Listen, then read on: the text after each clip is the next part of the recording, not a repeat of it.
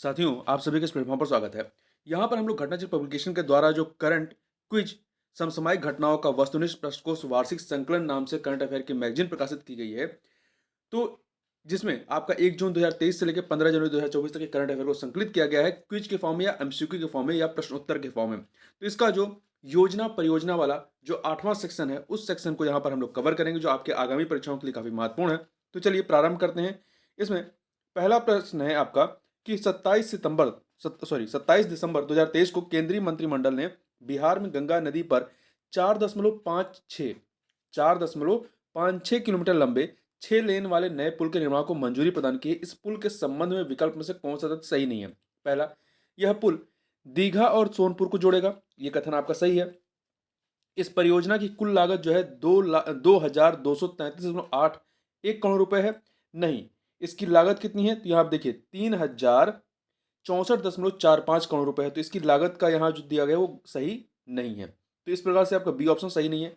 अगला, इसमें जो सी ऑप्शन है कि यह पुल पटना से NH-139 के माध्यम से औरंगाबाद और सोनपुर NH-31 में स्वर्णिम चतुर्भुज गलियारे छपरा मोतिहारी, जो कि पूर्व पश्चिम कॉरिडोर पुराना NH जो 27 है उससे जुड़ा हुआ है, बिहार के उत्तरी हिस्से में बेतिया NH-727 तक सीधी कनेक्टिविटी प्रदान करेगा। यह कथन सही है। इसका निर्माण कार्य निर्धारित तिथि से 42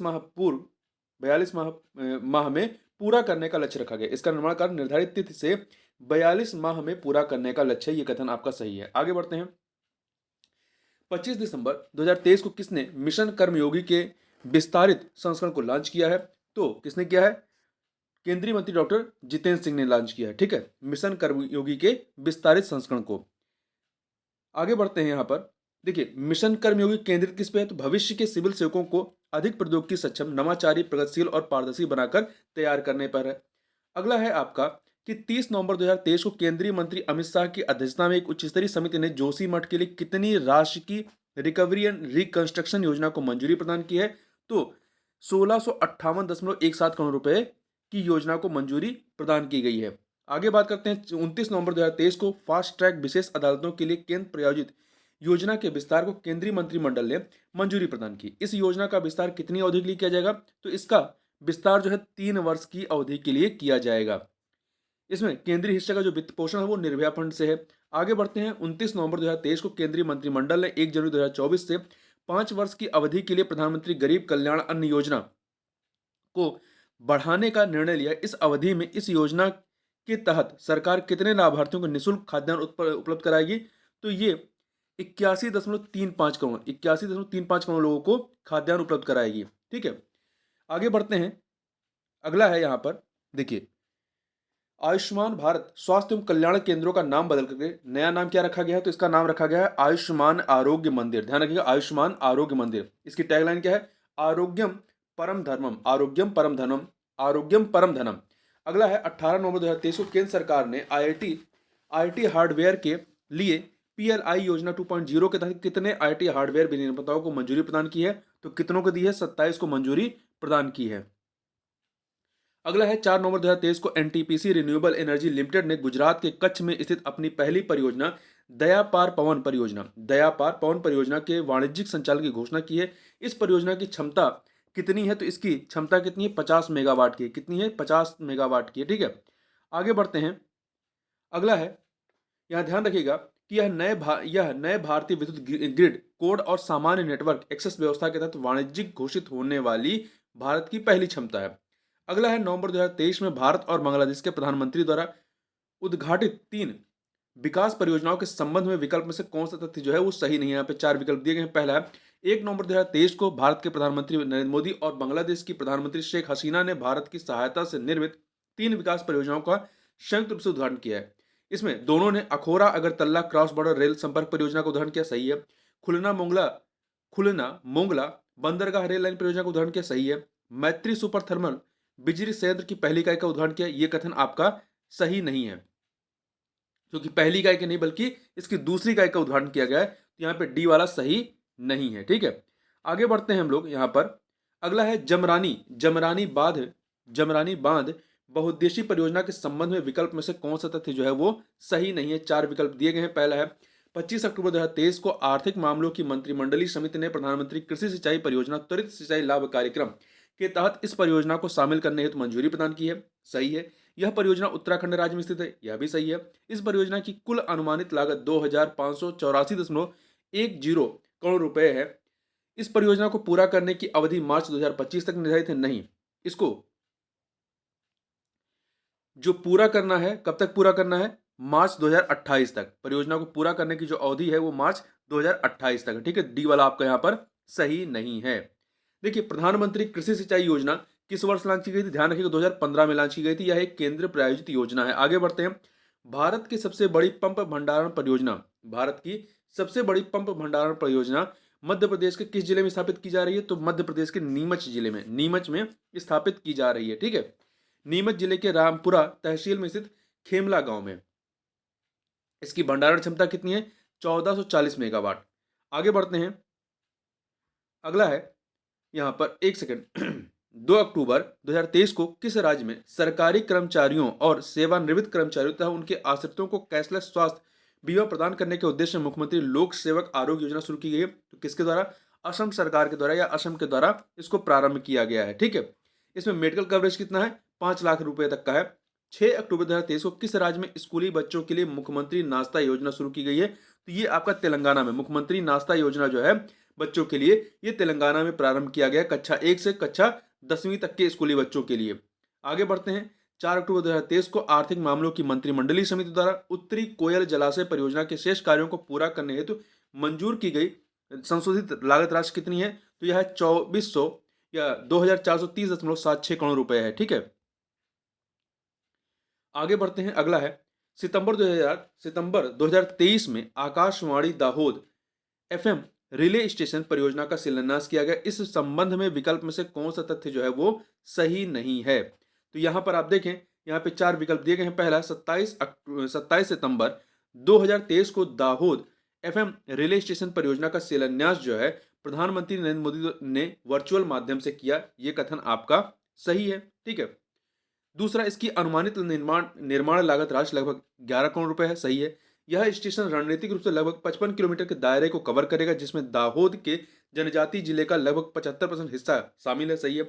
इस स्टेशन से गुजरात और महाराष्ट्र के 25 लाख से अधिक लोग जो है वो लाभान्वित होंगे। ये कथन आपका सही नहीं है, क्योंकि गुजरात और मध्य प्रदेश, गुजरात और महाराष्ट्र नहीं है, गुजरात और मध्य प्रदेश के 25 लाख से अधिक लोग लाभान्वित होंगे। ठीक है, इससे संबंधित राज्य कौन सा है? वो है गुजरात।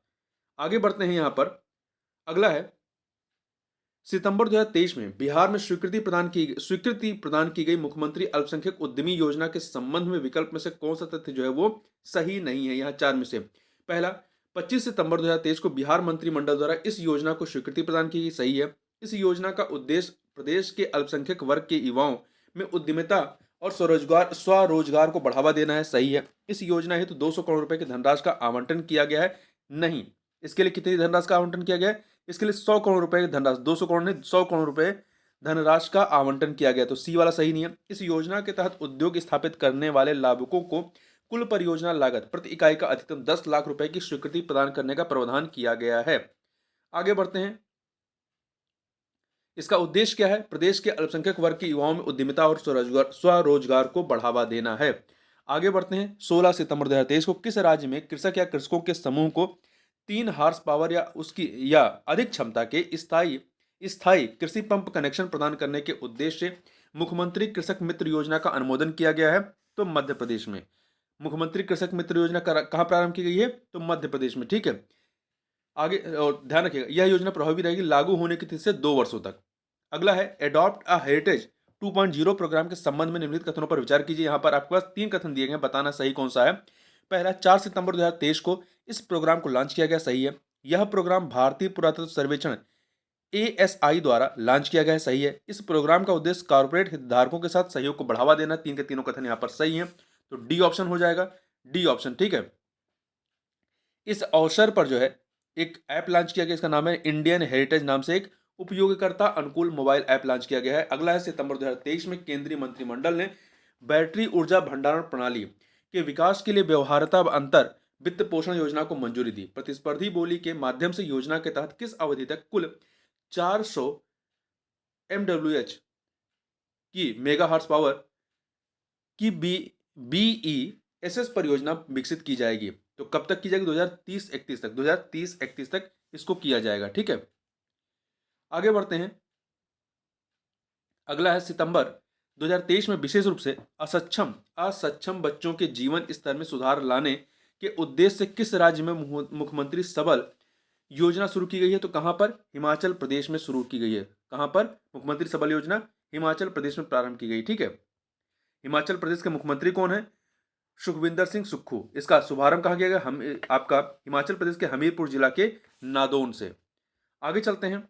अगला है, देखिए, अगस्त 2023 में कर्नाटक में शुरू की गई गृह लक्ष्मी योजना। गृह लक्ष्मी योजना के अंतर्गत राज्य की पात्र महिलाओं को प्रतिमाह कितनी राशि की वित्तीय सहायता प्रदान की जाएगी? तो प्रतिमाह जो है 2,000 रुपए महिलाओं को प्रतिमाह प्रदान किया जाएगा। 2,000 रुपए। इसका उद्देश्य क्या है? लैंगिक समानता सुनिश्चित करना और राज्य की महिलाओं को सशक्त बनाना है। आगे बढ़ते हैं। अगस्त 2023 में मुख्यमंत्री योगी आदित्यनाथ ने मुख्यमंत्री कन्या सुमंगला योजना के तहत वर्तमान में प्रदान की जा रही 15,000 रुपए की धनराशि को वित्तीय वर्ष 2024-25 से बढ़ाकर कितना करने की घोषणा की है? तो इसे 15,000 से बढ़ाकर के 25,000 रुपए करने की घोषणा की गई है 2024-25 वित्त वर्ष से। ठीक है, देखिए, इसमें वृद्धि के बाद खाते में राशि का हस्तांतरण कैसे होगा? बेटी के जन्म लेने पर 5,000 रुपए, 1 वर्ष की आयु पूरी होने पर 2,000 रुपए, पहली कक्षा में जाने पर 3,000 रुपए, छठी कक्षा में 3,000 रुपए, नवीं कक्षा में 5,000 रुपए, डिप्लोमा सर्टिफिकेट के कोर्स या स्नातक में जाने पर 7,000 रुपए। अगस्त 2023 में कौन सा राज्य Ayushman Bharat digital mission microsite project को शुरू करने वाला देश का पहला राज्य बन गया है? तो यह है मिजोरम। ठीक है, Ayushman Bharat digital mission microsite project शुरू करने वाला पहला राज्य मिजोरम है। और यह कहां शुरू हुआ? मिजोरम की राजधानी आइजॉल से। ठीक है, आगे बढ़ते हैं। अगस्त 2023 में हिमाचल प्रदेश मंत्रिमंडल द्वारा स्वर्ण जयंती ऊर्जा नीति में संशोधन का निर्णय लिया गया है। इस नीति में किए गए संशोधन के संबंध में विकल्प में से कौन सा तथ्य सही नहीं है? तो 4 विकल्प दिए गए। पहला है, संशोधन के तहत समझौता ज्ञापन 40 वर्षों के लिए होगा। सही है। रॉयल्टी की दरें 12 वर्ष के लिए 15% होंगी। सही है। अगले 18 वर्ष के लिए रॉयल्टी की दरें 30% होंगी। ये कथन आपका सही नहीं है। अगले 18 वर्षों के लिए 20% होगी, 30% नहीं होगी बल्कि 20% होगी। तो सी वाला सही नहीं है। बढ़ी हुई अवधि के लिए राज्य को अदा की जाने वाली रॉयल्टी 50% से कम नहीं होगी। आगे बढ़ते हैं। अगला है आपका यहाँ पर, अगस्त 2023 में किस राज्य में छात्रों को पुलिस की कार्यप्रणाली से परिचित कराने के उद्देश्य से स्टूडेंट पुलिस कैडेट SPC योजना शुरू की गई है? तो कहां पर की गई? पंजाब में प्रारंभ की गई। पंजाब में वहां के मुख्यमंत्री भगवंत मान के द्वारा प्रारंभ किया गया है। ठीक है, आगे बढ़ते हैं। अगला है, अगस्त 2023 में महाराष्ट्र मंत्रिमंडल ने भगवान बिरसा मुंडा सड़क योजना के कार्यान्वयन की घोषणा की। इस योजना के तहत राज्य के कितने जिलों के आदिवासी क्षेत्रों को मुख्य सड़कों से जोड़ा जाएगा? तो कुल 17 जिलों को, महाराष्ट्र के कुल 17 जिलों को इससे जोड़ा जाएगा जो आदिवासी बहुल जिले हैं। आगे बढ़ते हैं। PM विश्वकर्मा योजना के संबंध में विकल्प में निम्न कथनों पर विचार कीजिए। यहां पर आपके पास 4 कथन दिए गए हैं, बताना है इनमें से सही कौन से हैं। तो देखिए, पहला जो है, 16 अगस्त 2023 को आर्थिक मामलों की मंत्रिमंडलीय समिति ने केंद्रीय क्षेत्र की इस नई योजना को मंजूरी प्रदान की। सही है। इस योजना की अवधि 5 वर्ष, वित्तीय वर्ष 2023-24 से 2027-28 तक। सही है। इस अवधि हेतु आवंटित वित्तीय परिव्यय राशि 13,000 करोड़ रुपए है। सही है। इस योजना के तहत पहले चरण में 15 पारंपरिक व्यवसायों को शामिल किया गया। नहीं, 15 नहीं, बल्कि यहां पर देखिए, एक सेकेंड, देखिए संख्या जो है आपकी 15 नहीं, करीब 18 है। ठीक है, तो यहाँ पे पहला, दूसरा, तीसरा सही, चौथा गलत है। तो सी ऑप्शन हो जाएगा। आगे बढ़ते हैं। यहाँ पर अगस्त 2023 में मध्य प्रदेश मंत्रिमंडल की बैठक में मुख्यमंत्री किसान कल्याण योजना के अंतर्गत वित्तीय वर्ष 2023-24 से पात्र किसानों को कितनी राशि प्रदान करने को मंजूरी प्रदान की गई है? तो 6,000 रुपए। ठीक है, पात्र किसानों को 6,000 रुपए प्रदान करने की सिफारिश की गई है 2 समान किस्तों में। ठीक है, आगे बढ़ते हैं। यहाँ पर एक सेकेंड, तो यहां पर देखिए क्या है, 3 किस्तों में कुल 6,000 रुपए की राशि दी जाएगी। अगला है, इंदिरा गांधी स्मार्टफोन योजना के संबंध में विकल्प में से कौन सा तथ्य जो है वो सही नहीं है? तो यहाँ पे देखिए 4 विकल्प दिए गए। पहला, 10 अगस्त 2023 को इस योजना का शुभारंभ राजस्थान के मुख्यमंत्री अशोक गहलोत ने किया। सही है। इस योजना के तहत प्रथम चरण में 40 लाख महिलाओं एवं छात्राओं को स्मार्टफोन दिए जाएंगे। ये भी सही है। दूसरे चरण में 60 लाख महिलाओं को स्मार्टफोन दिए जाएंगे। ये कथन आपका सही नहीं है, क्योंकि दूसरे चरण में कितने लोगों को दिया जाएगा?